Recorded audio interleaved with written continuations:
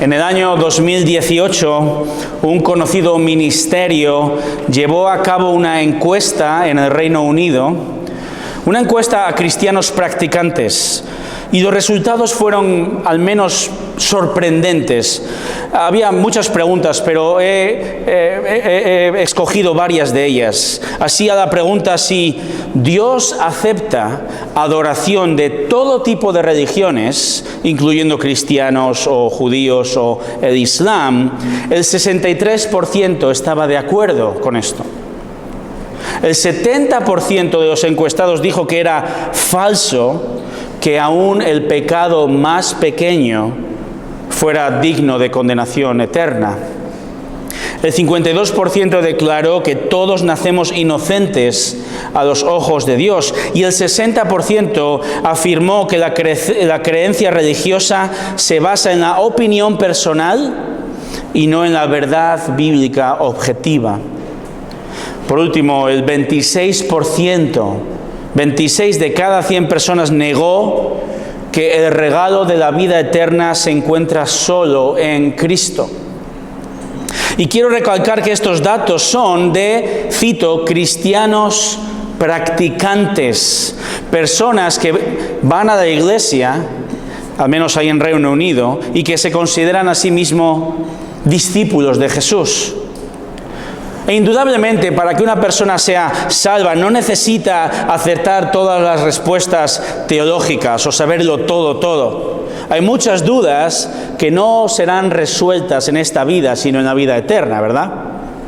Pero algunas preocupantes respuestas de la encuesta, como la afirmación de la salvación fuera de Cristo, muy posiblemente estén mostrando una realidad que nuestro texto de hoy, Juan 6, 41 al 71, nos enseña.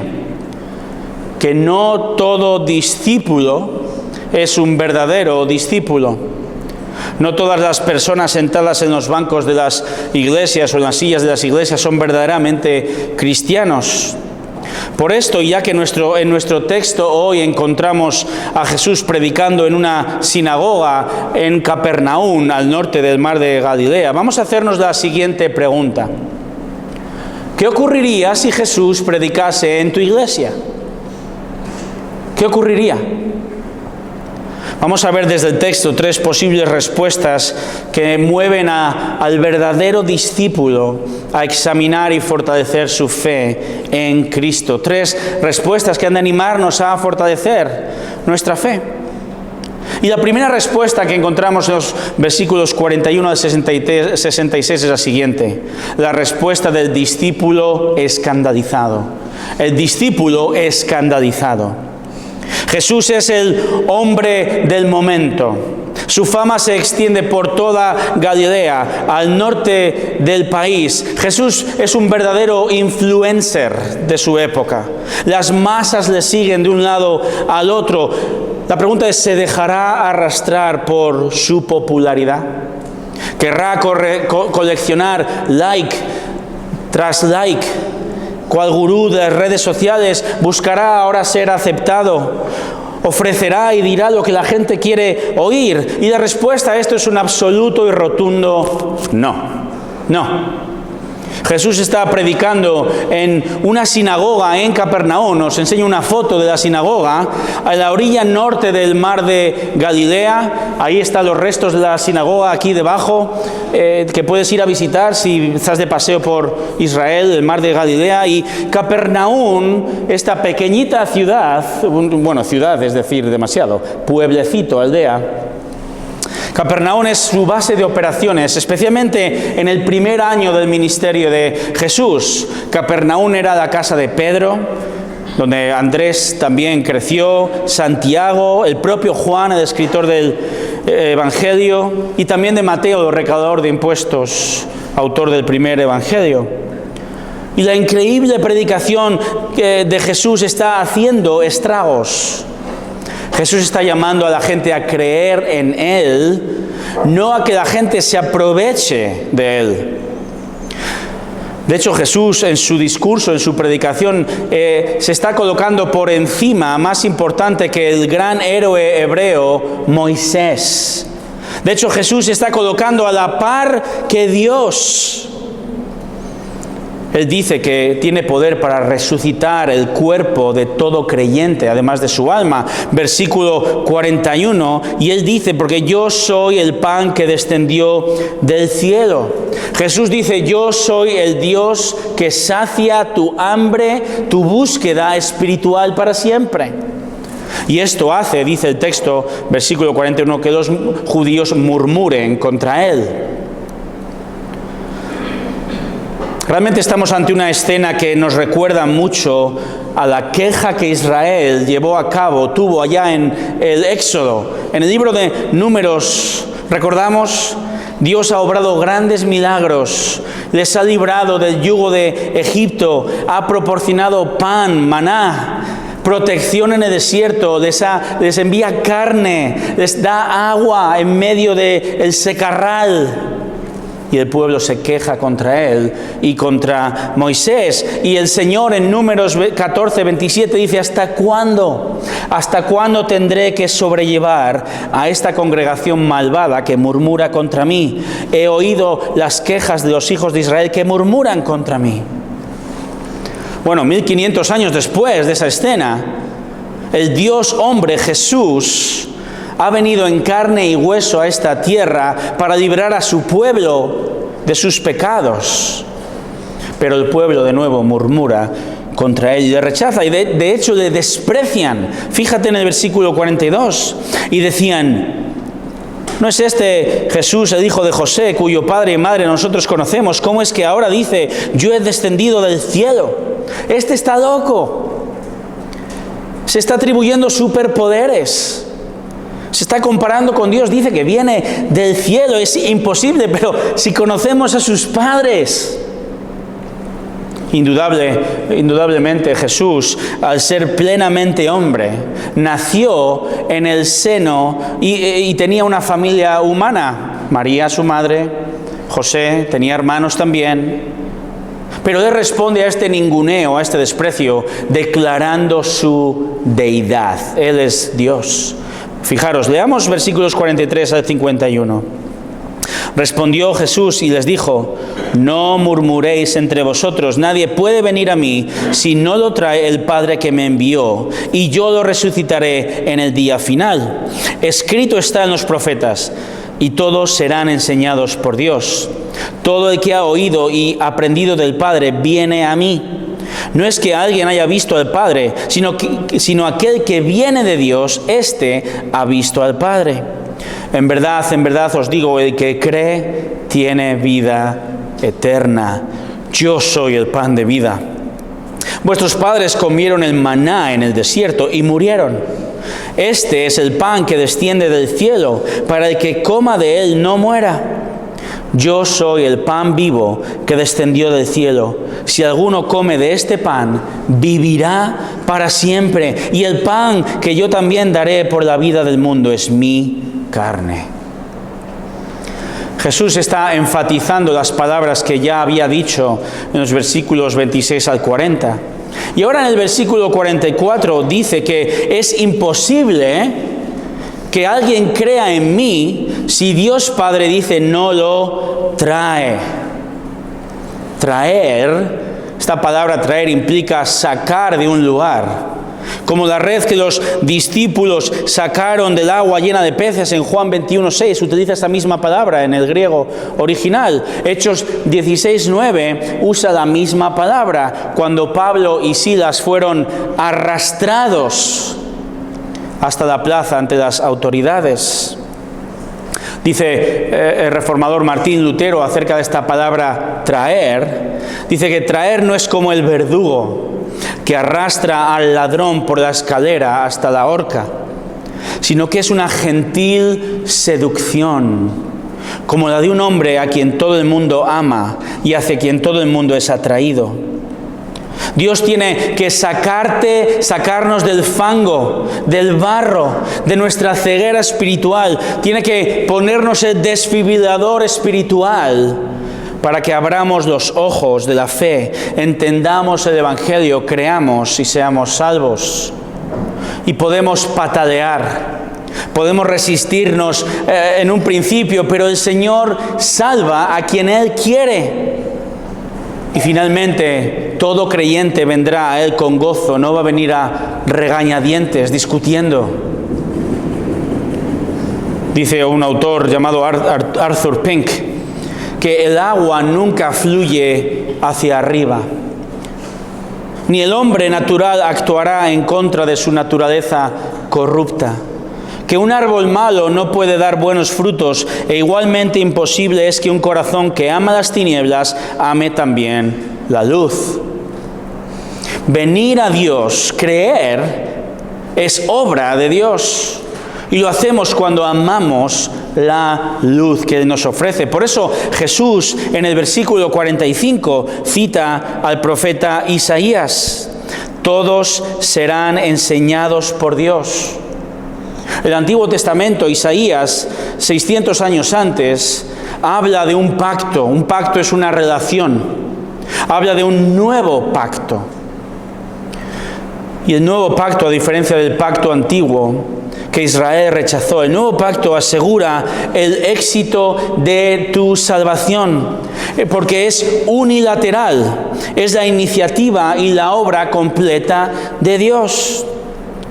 Y Dios pone su Espíritu Santo en nosotros, pone su ley en nuestros corazones, cambia nuestro corazón para aceptar para siempre al que antes rechazábamos, al pan de vida, a Jesús. El milagro absoluto que, dice el versículo 50, descendió del cielo y ofrece, provee para todas tus necesidades físicas, pero satisface todas tus necesidades de tu alma espirituales. ¿Cómo es esto posible? Fíjate el versículo 51. Jesús dice: yo soy el pan vivo que descendió del cielo. Si alguno come de este pan, vivirá para siempre. Y el pan que yo también daré por la vida del mundo es mi carne. Fíjate este verbo al final de la frase: daré. Daré. Jesús vino a este mundo para darse a sí mismo, para dar su vida, como hemos leído en el texto de Marcos, para que todo aquel que cree en Él no se pierda, sino que tenga vida eterna. Menuda predicación. ¿Te imaginas a Jesús predicando esto en la iglesia? Pensaríamos: wow, nadie, absolutamente nadie en sus cabales puede rechazar esta oferta de salvación por gracia. El problema es que los cabales del hombre, que el juicio del ser humano, que el corazón de las personas es absolutamente contrario a Cristo. Por eso dejar al hombre elegir a Dios en pro del libre albedrío es una necedad.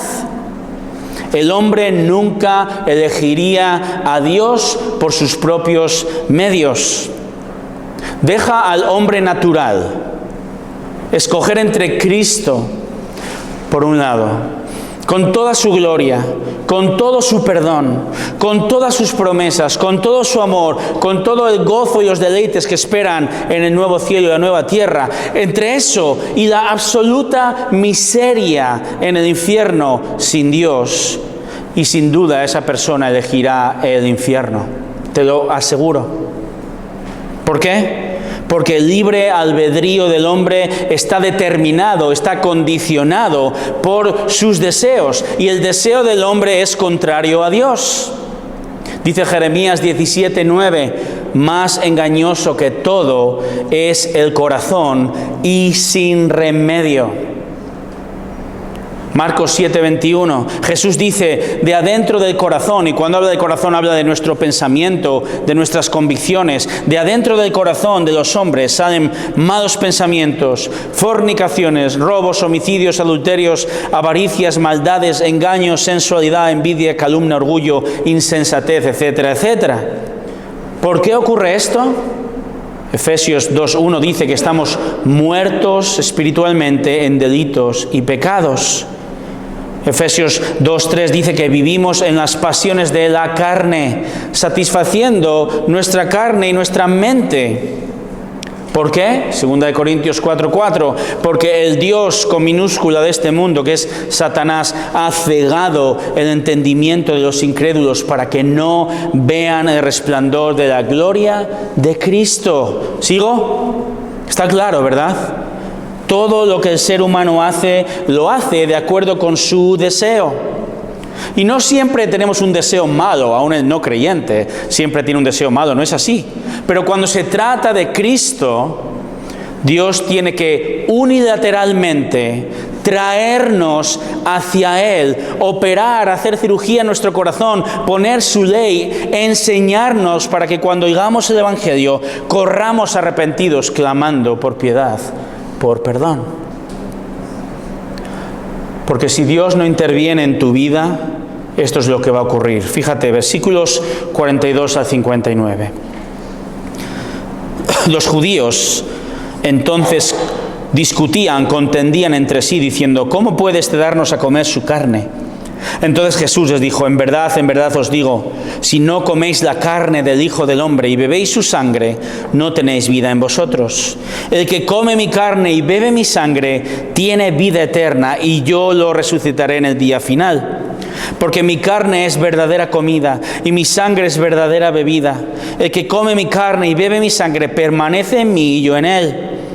Como el Padre que vive me envió y yo vivo por el Padre, asimismo el que me come, él también vivirá por mí. Este es el pan que descendió del cielo, no como el que vuestros padres comieron y murieron. El que come este pan vivirá para siempre. Esto dijo Jesús en la sinagoga cuando enseñaba en Capernaum. Y de nuevo, otra vez más, la gente no capta la metáfora. Es muy importante escuchar y leer el texto entendiendo las figuras del lenguaje. La Iglesia Católica Romana, por cierto, no entiende esta metáfora tampoco. Por eso usa este texto para enseñar desde el año 1215. Enseña la doctrina de la transustanciación. Transustanciación significa transformar una sustancia en otra. La Iglesia Católica enseña que el pan y el vino de la Eucaristía son convertidos realmente en el cuerpo y la sangre reales de Cristo.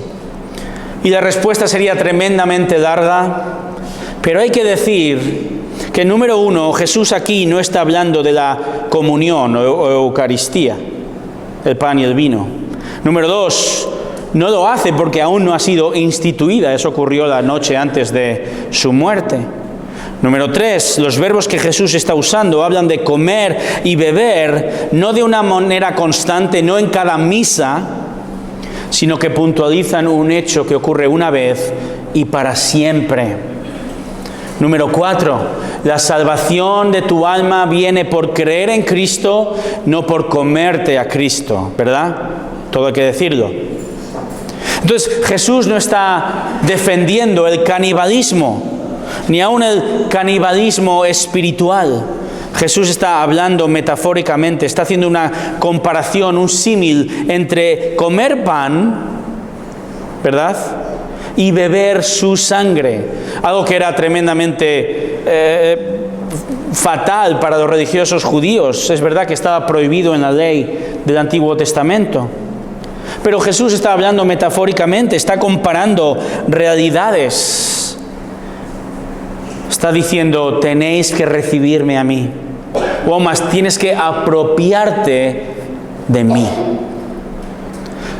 Jesús está hablando así a la audiencia porque ellos habían comenzado la conversación hablando de maná en el Éxodo. Y Jesús es muy gráfico y muy sencillo y muy claro. Y dice: este maná alargaba la vida física en el desierto. Y es increíble. Pero yo ofrezco algo más y mejor. Si crees en mí, si te apropias de mí, si me comes y me bebes a mí, soy el único que te puede dar vida eterna. Jesús salva a todo aquel que escucha el mensaje de salvación, que habla de aquella cruz donde fue colgado, donde allí Él sufrió la ira justa, el castigo del Padre que tú y yo merecemos a causa de nuestro pecado hoy. Entonces, si crees en Él, si crees en Jesús, si comes y bebes de Él, si escuchas el mensaje que la Biblia explica, te apropias de Él. Y te hablo a ti personalmente, porque se trata de ti personalmente ante Dios. Es tu pecado, es tu muerte, es tu necesidad, es tu eternidad la que está en juego, es tu responsabilidad. Debes creer, debes responder al ofrecimiento de Cristo, al alimento que Él te ofrece, abriendo los ojos a la verdad y dándote vida eterna. Debes comer. Es decir, debes creer en tu mente y tu corazón. Debes apropiarte, debes asimilar lo que Jesús enseña y ofrece. Y si haces esto, y los que lo hemos hecho por gracia, versículo 56, permaneceremos en Cristo y Él en nosotros. Es decir, tendremos una relación permanente con Cristo y Él con nosotros. El verdadero discípulo de Jesús está íntimamente unido a Él y Cristo a nosotros. De la misma manera, esta mañana habrás desayunado, digo yo, o al menos habrás cenado. Cuando comemos, este alimento se procesa, ¿verdad?, en nuestro sistema digestivo, pasa a formar parte de nuestra persona, nos nutre. Y de la misma manera, espiritualmente, cuando creemos por fe en Jesús, cuando entendemos su perdón, su sacrificio vicario, es decir, sustitutorio en la cruz por nuestro pecado, entonces Jesús viene a nosotros, construye su morada en nosotros, se queda a vivir, permanece en nuestro corazón para nunca más dejarte, nunca jamás. Y esto es tener vida eterna. Y Jesús predica estas palabras ante una audiencia cuanto menos escéptica. Por eso, en el versículo 57, Jesús aporta la autoridad que Él tiene para decir lo que está diciendo. Dice, como el Padre que vive me envió y yo vivo por el Padre, asimismo el que me come, Él también vivirá por mí. Jesús habló las palabras de Dios Padre y no las habló como un simple profeta del Antiguo Testamento, sino como el profeta por excelencia, enviado por Dios, que además es Dios. Dice, y yo vivo por el Padre. Esto significa que su vida, la vida de Cristo, segunda persona de la Trinidad, está intrínsecamente conectada con la del Padre. Son uno. Esto significa que el Hijo entonces vive para hacer la voluntad de su Padre, que es compartir las buenas noticias del perdón. Y ahora yo al menos pensaba, bueno, después de haber visto la multitud de estos increíbles milagros, de contemplar sanaciones, Jesús multiplica la comida, multiplica la bebida, después de haber escuchado increíbles palabras que le han llamado profeta, rabí, le quieren hacer rey. Jesús lo tenía chupado, facilísimo ahora en la predicación. Si Él predicase este sermón en mi iglesia, todo el mundo caería rendido a sus pies, ¿verdad? No es así. Y aquí es donde comprobamos de primera mano la absoluta depravación del corazón del hombre. Fíjate en el versículo 60. Por eso muchos de sus discípulos, cuando oyeron esto, dijeron, dura es esta declaración, ¿quién puede escuchar? ¿Qué ocurriría si Jesús mismo predicase en tu iglesia? Ocurriría que un número de discípulos responderían escandalizados. Y ahora es cuando tenemos que entender qué significa discípulo para Juan. Porque Juan en ocasiones generaliza y llama discípulo a todas las personas que seguían a Jesús. Pero luego Juan continúa escribiendo y nos da a entender que muchos discípulos eran fake, eran de mentira, eran falsos. Para ellos las palabras de Jesús eran duras, dicen. Y no es que eran difíciles de entender, sino que eran difíciles de digerir, difíciles de aceptar. Por eso Jesús, versículo 61, dice, sabiendo en su interior que sus discípulos murmuraban por esto, les dijo, ¿esto os escandaliza? ¿Es esto un shock para vosotros? ¿Os ofende? ¿Os está provocando a ira? Pues versículo 62, ¿qué si vierais al Hijo del Hombre ascender donde antes estaba? Si esto os ofende, os escandaliza, está diciendo Jesús, ¿qué ocurriría si me vierais a mí, al Dios hombre, volver al cielo, que es de donde vengo? ¿Qué haríais entonces? La respuesta es con toda certeza rechazarle. Por eso el Padre, recordemos, ha de traer a las personas, versículo 44. Por eso el Dios Trino, Padre, Hijo, Espíritu Santo, tiene que intervenir en tu salvación. Fíjate ahora lo que dice, versículos 63 a 65. El Espíritu es el que da vida. La carne para nada aprovecha. Las palabras que yo os he hablado son espíritu y son vida. Pero hay algunos de vosotros que no creéis, porque Jesús sabía desde el principio quiénes eran los que no creían y quién era el que le iba a traicionar. Y decía, por eso os he dicho que nadie puede venir a mí si no se lo ha concedido el Padre. Ni tú ni yo hemos sido regenerados, tenemos vida nueva espiritual debido a nuestra voluntad de la carne. Nadie es salvo por la voluntad de uno mismo. La salvación termina o empieza y termina con la voluntad, con la iniciativa, con la obra, con el regalo por gracia de Dios desde el principio hasta el final. Y esto lo dice el capítulo 1, versículo 13 de Juan. Nadie nace por voluntad de la carne, sino viene de Dios. Y es por esto que Jesús, en el poder del Espíritu Santo, Él sabía quiénes eran verdaderos discípulos y quién no. Y sabía también de una persona específica llamada Judas. Jesús sabe que el que no cree porque no ha sido regenerado. Porque Dios no ha hecho una obra de salvación. La ira de Dios permanece sobre estas personas. Capítulo 3, versículo 36.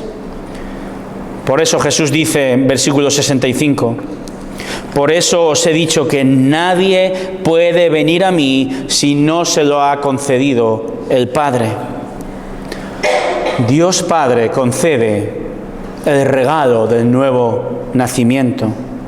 Que cuando tú escuchas el Evangelio, Él te regala fe, Él te da el creer y Él te regala entonces la salvación, el perdón de tus pecados. Solo así Dios Padre regala a Cristo, el pan de vida, el agua que sacia para siempre.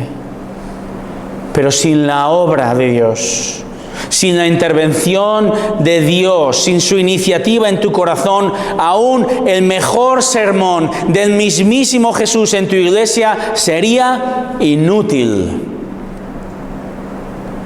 Y si no me creéis, mirad lo que dice el versículo 66. Como resultado de esto, muchos de sus discípulos se apartaron y ya no andaban con Él. Este versículo lo considero como uno de los más trágicos en toda la Biblia. Porque el lenguaje nos da a entender que muchos miles abandonaron para siempre a Cristo en este momento y regresaron a sus deberes cotidianos, a su rutina. Para ellos Jesús había sido algo así como un aroma al pasar ante un buen restaurante, que verdad uno pasa por delante, lo capta, quizás se asoma para ver el ambiente, pero lo desdeña, lo rechaza, pasando de largo, incluso criticándolo porque está empapando de olor toda la calle.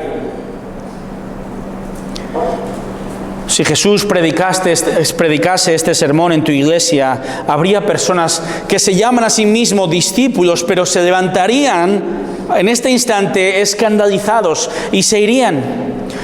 porque la verdad del sermón de Jesús endurecería su corazón y demostraría que nunca fueron verdaderos discípulos, sino falsos discípulos. Si Jesús predicase en cuerpo presente en tu iglesia, mucha gente se iría ofendida a mitad del sermón, porque pensarían que Jesús exige demasiado o juzga demasiado. O como los judíos buscarían excusas para atacarle de manera personal. Es que habla muy alto, es que habla muy bajo, o la ropa que lleva no me gusta, o no entiendo muy bien. Y volverían refunfuñando a sus quehaceres diarios y murmurando pecaminosamente, y le criticarían ante los demás e intentarían disuadir a otros creyentes de que Jesús es un fanático, es un extremista, es un intolerante, y juzgarían a Jesús, le llamarían bibliólatra, sectario, falto de amor, y harían piña y se alimentarían unos a otros y buscarían formas de echar a Jesús de la iglesia. Ver a Jesús cara a cara y escucharle no hizo ninguna diferencia en esta multitud. El mismísimo Dios creador, el dador del maná en el Éxodo, estaba delante de ellos y ellos no tuvieron fe, le rechazaron escandalizados. Decía Spurgeon, el famoso predicador inglés, que las iglesias tienen veranos como nuestros parques repletos en la época estival, pero que luego llega el invierno y se vacían casi por completo. Doy gracias por el casi. Tristemente podemos decir que prácticamente en cada iglesia habrá uno o varios discípulos escandalizados. De hecho, tristemente hay iglesias llenas de discípulos potencialmente escandalizados, gente religiosa que acude a la iglesia a que le hagan, como dice el texto, cosquillas en los oídos, a que esos pastores, líderes, les cuenten batallitas y chistes y pasen un buen tiempo acallando sus conciencias religiosas, pero que ni se molestan en abrir y saber de la palabra de Dios, como hemos visto quizá en los porcentajes de la encuesta del principio. Por eso, ¿qué ocurriría si Jesús fuera allí y predicase?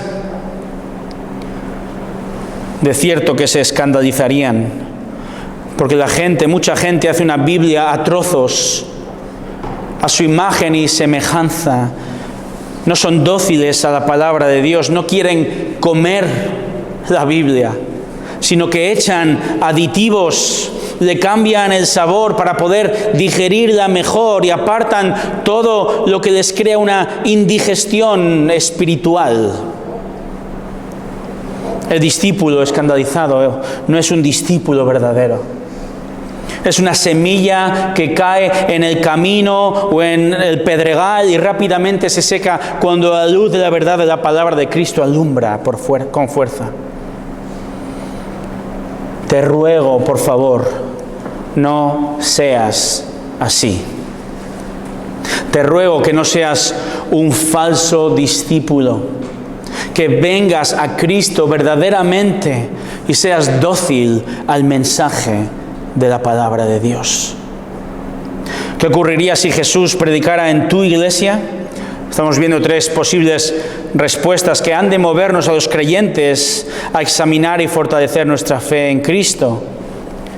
Hemos visto al discípulo escandalizado. Ahora vamos a ver, número 2, versículos 67 al 69, al discípulo, la respuesta del discípulo convencido. Leed conmigo, versículo 67.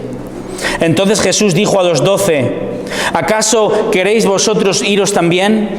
Simón Pedro le respondió, Señor, ¿a quién iremos? Tú tienes palabras de vida eterna, y nosotros hemos creído y conocido que tú eres el Santo de Dios.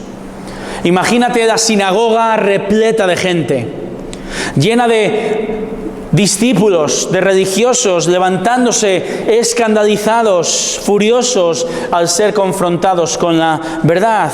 Jesús entonces mira a los 12, no sé si los 12 sois vosotros o sois vosotros, elegido entre vosotros, pero mira a los 12, a ese grupo de discípulos más cercanos a Él. Él está invirtiendo cada hora de su ministerio con ellos. Y les dice: ¿acaso queréis vosotros iros también? Vosotros no sois discípulos escandalizados, ¿verdad? Dice Jesús. La pregunta de Jesús espera con una certeza, un no, por respuesta. Y esto es lo que va a oír del más intrépido de sus discípulos, Pedro, ¿verdad? Pienso en Pedro, quizá aún con el susto en el cuerpo y la ropa un poquito húmeda, después de andar sobre el agua y para luego comenzar a hundirse la noche anterior.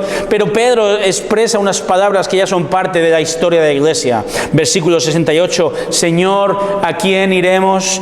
Tú tienes palabras de vida eterna. Y hemos creído y conocido que tú eres el Santo de Dios.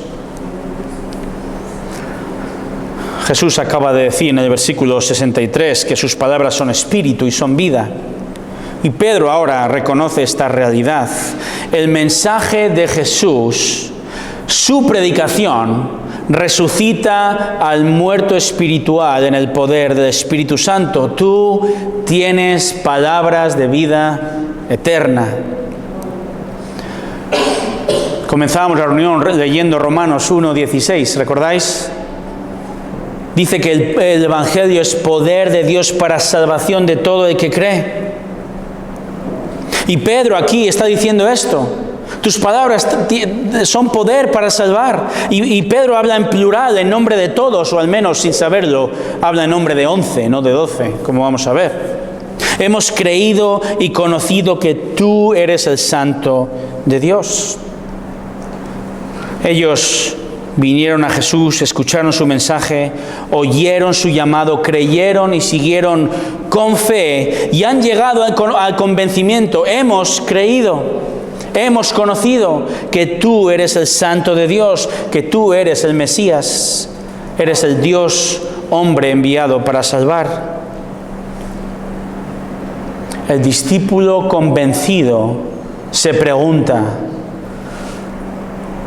¿a quién iré si no es a Cristo? El discípulo convencido ha probado a Cristo, le ha visto desde las palabras de la Biblia, ha experimentado el perdón, el amor, su compasión, su gracia, ha comido el pan de vida, ha bebido su sangre que perdona pecados. El discípulo convencido sabe objetivamente, tiene la convicción, la certeza, una certeza que crece más y más cuanto más está en la palabra de Cristo. Y sabe que Jesús verdaderamente satisface toda necesidad de nuestra alma. El discípulo convencido, el discípulo verdadero, sí, puede ver las olas como Pedro vio a su alrededor. Podrá temer la tempestad. Nos mojamos y tenemos miedo en esta vida, ¿verdad? Pero nunca tiene que saber con certeza, ¿verdad? Nunca será dejado atrás. Jesús nunca va a soltar su mano y te va a dejar ir. ¿Acaso hay alguien mejor que Jesús?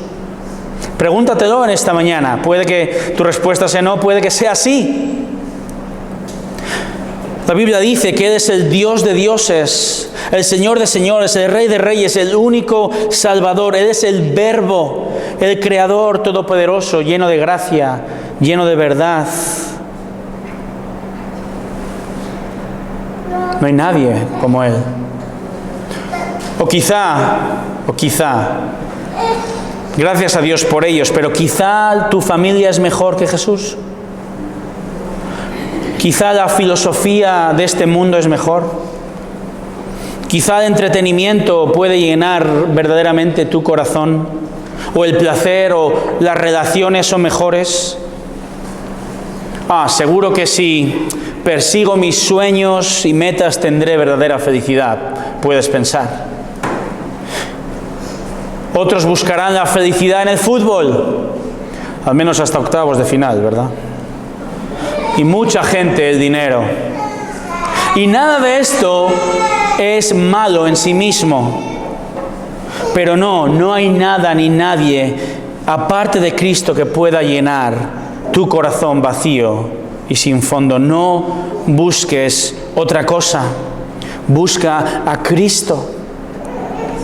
Se dice que en el año 1970, cuando la misión Apolo 13 de la NASA se acercaba a una decisión crítica que ponía en peligro extremo la vida de la tripulación, el director de vuelo de la misión, llamado Gene Kranz, pronunció una famosa declaración a la tripulación en Houston, a la tripulación en tierra que estaba en Houston, y dijo lo siguiente: el fracaso no es una opción. No es una opción, de hecho, siguieron adelante, ¿verdad? La diferencia entre un discípulo falso y uno verdadero, sea escuchando un sermón de Jesús mismo en directo o escuchando a un siervo de Jesús predicar, la diferencia es que uno va a fracasar escandalizado, mientras que el otro va a perseverar. Gracias a Dios, el fracaso no es una opción, hermanos.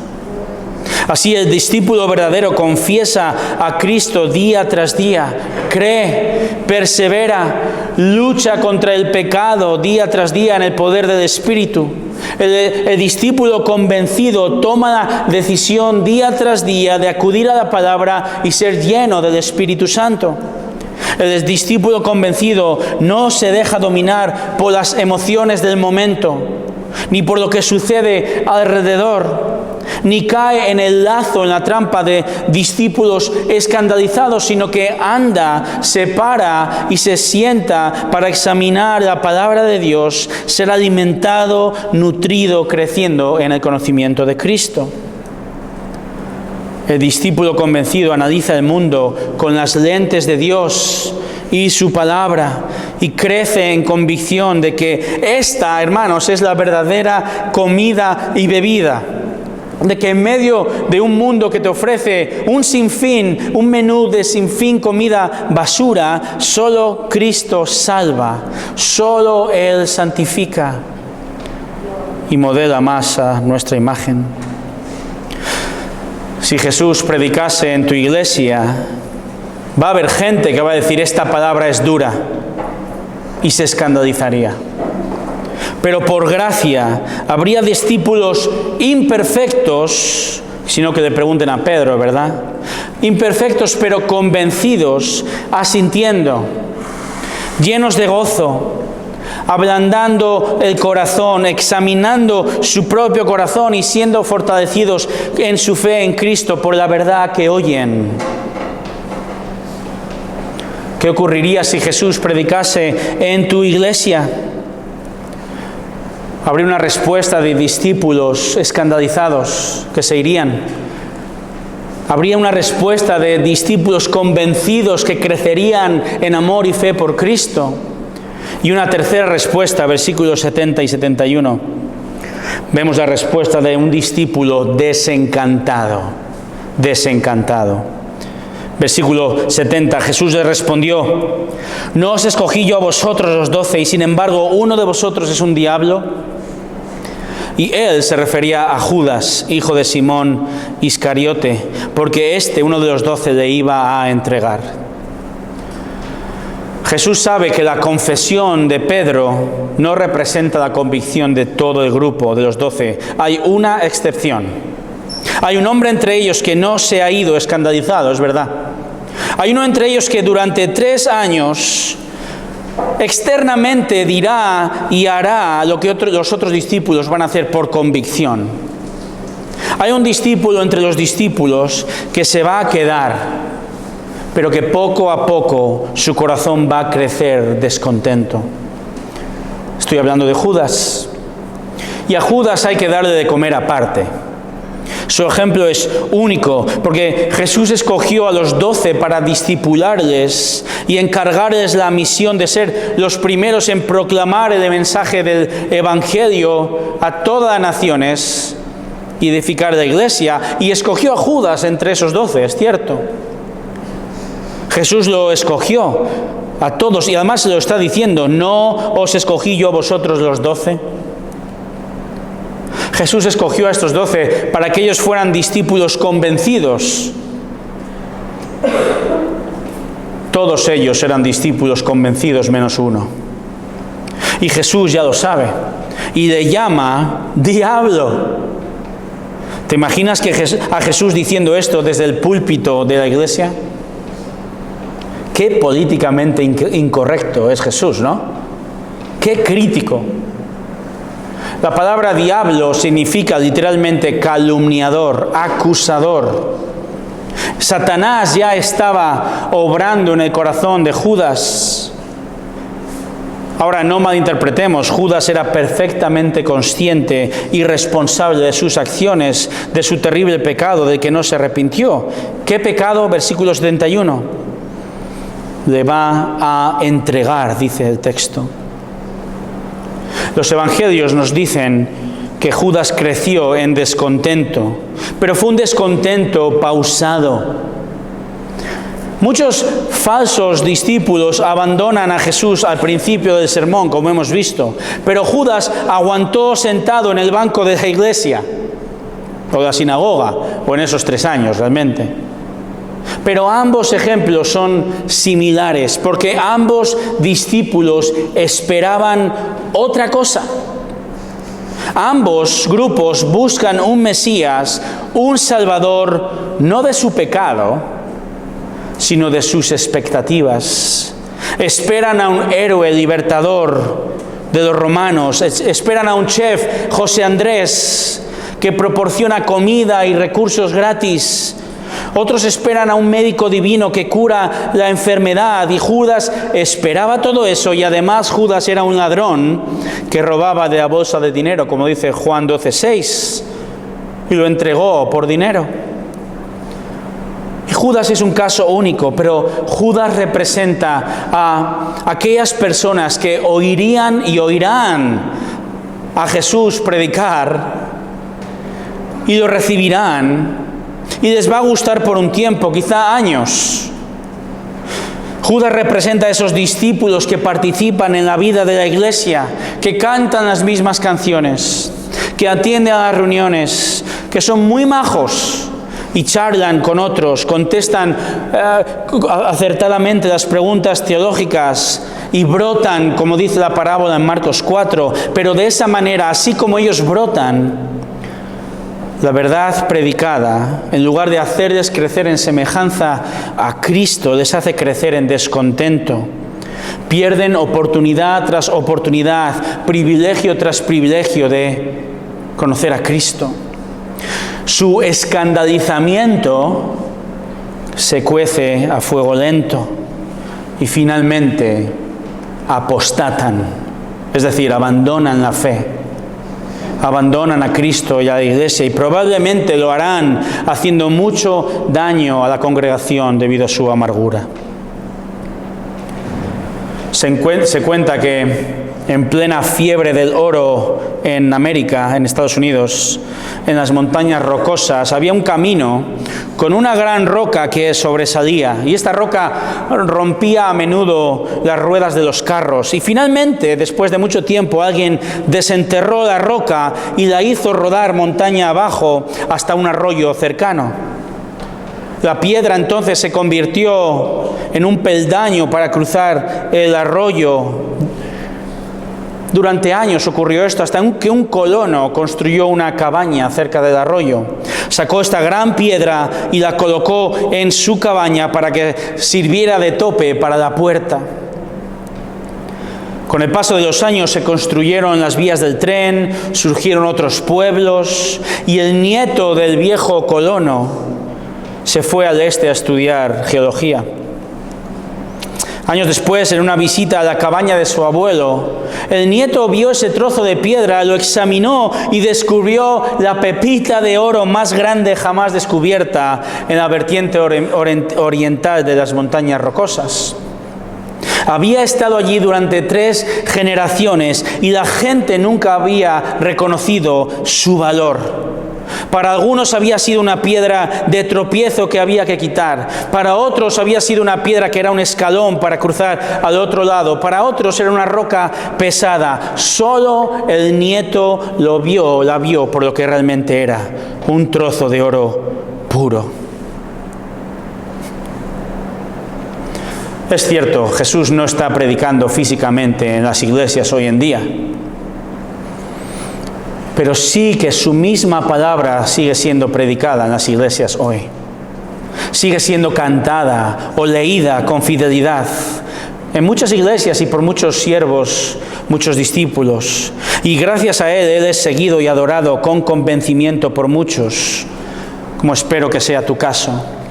Pero al igual que la pepita de oro, muchos discípulos falsos quizá contestarían bien a muchas de las preguntas de la encuesta teológica, pero no aprecian el valor real de Cristo. Muchos simplemente usan a Jesús como una herramienta para alcanzar sus metas y expectativas personales. Muchos usan el nombre de Jesús o la iglesia de Cristo, pero finalmente para ellos Él es no más que una opción más entre un mundo de opciones. Pero cuando ven el precio a pagar, no quieren tomar la cruz, no quieren excavar, no quieren examinar y seguir diariamente, y es apartado Jesús montaña abajo. Tanto la multitud en el texto, en un corto periodo de tiempo, como Judas en un largo periodo de tiempo, ambos son ejemplos de que no todo el mundo que profesa, que dice ser discípulo de Cristo lo es. No todos los que se llaman cristianos lo son. No todo el que dice Señor, Señor es verdaderamente un discípulo convencido. Estamos viendo ejemplos de personas que estaban viendo a Cristo físicamente, pero aún ver a Jesús físicamente no cura tu incredulidad. Es cierto, Él es el pan de vida, pero ver el pan en un plato no quitará el hambre de tu alma. Conocer los ingredientes de este pan no va a satisfacer tu hambre. Hacerle una foto al pan tampoco. Contarle a otros de este pan no va a curar, quitar este hambre. Cantarle al pan no calmará ni tu hambre ni tu sed. O jugar con el pan no es suficiente para saciar tu hambre. Nada puede satisfacer tu hambre espiritual. Nada puede darte vida verdadera excepto comer el pan. Creer en Cristo. Y el que coma este pan vivirá eternamente. Hermanos, hermanas, lejos de querer traer dudas a tu corazón, este texto ha de ser un aliciente para nosotros a fortalecer nuestra fe y nuestro llamado a ser discípulos fieles de Cristo. Ha de ser un aliciente a que vayamos al texto otra vez, que seamos dirigidos por el viento de la palabra, como el barco es dirigido por el viento en sus velas. Lejos de traer dudas a tu corazón, Juan escribe este sermón de Jesús para que tú y yo nos admiremos de quién es Cristo, de que Él es el Verbo, de que Él es el agua que quita la sed.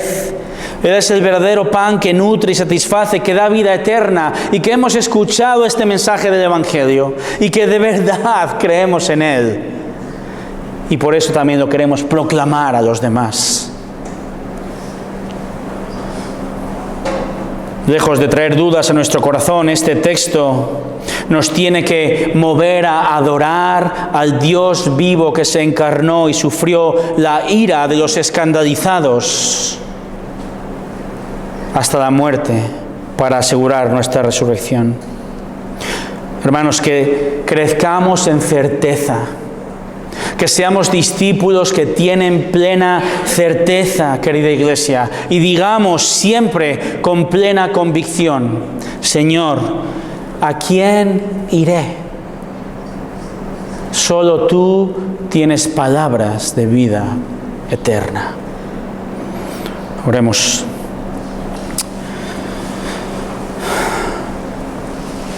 Señor, este es un texto duro, porque confronta la realidad de que hay miles de personas que puede que vayan a la iglesia o digan yo creo en Dios, pero que verdaderamente en el momento de la verdad son discípulos escandalizados o desencantados. Señor, tu palabra confronta nuestro corazón. Somos orgullosos y arrogantes y tenemos un concepto de nosotros mismos demasiado alto. Pero tú, desde tu palabra, nos pones en nuestro lugar y tú dices que nadie, absolutamente nadie va a creer si tú no nos traes a ti. Señor, vamos a rechazarte. Si no fuera por tu iniciativa, te rechazaríamos. No hay nada en nosotros que quiera hacernos acercarnos a ti y escuchar el Evangelio. Es tu obra. Es tu obra de regeneración por el Espíritu Santo. Señor, y ahora oramos por personas que quizá entre nosotros o que conocemos que son quizá personas religiosas que respetan a los cristianos y incluso Jesús parece que les cae bien, pero se hacen a un Salvador a su imagen y semejanza, y cuando llega el momento de la verdad le van a rechazar, se van a ir escandalizados o están incluso sentados en los bancos o sillas de las iglesias y aguantando y aún participando en la vida de la iglesia. Pero Señor, queremos orar por esas personas. Oh Dios, trae verdadera conversión en su corazón. Y aún nosotros nos examinamos a nosotros mismos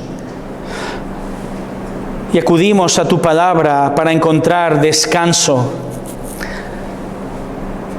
para fortalecer nuestra fe. Oh Señor, ayúdanos a perseverar otro día más, no pensando que somos salvos por fuerza, por nuestras propias fuerzas o por lo que hagamos o dejemos de hacer, sino somos salvos por Cristo, por su obra completa en la cruz.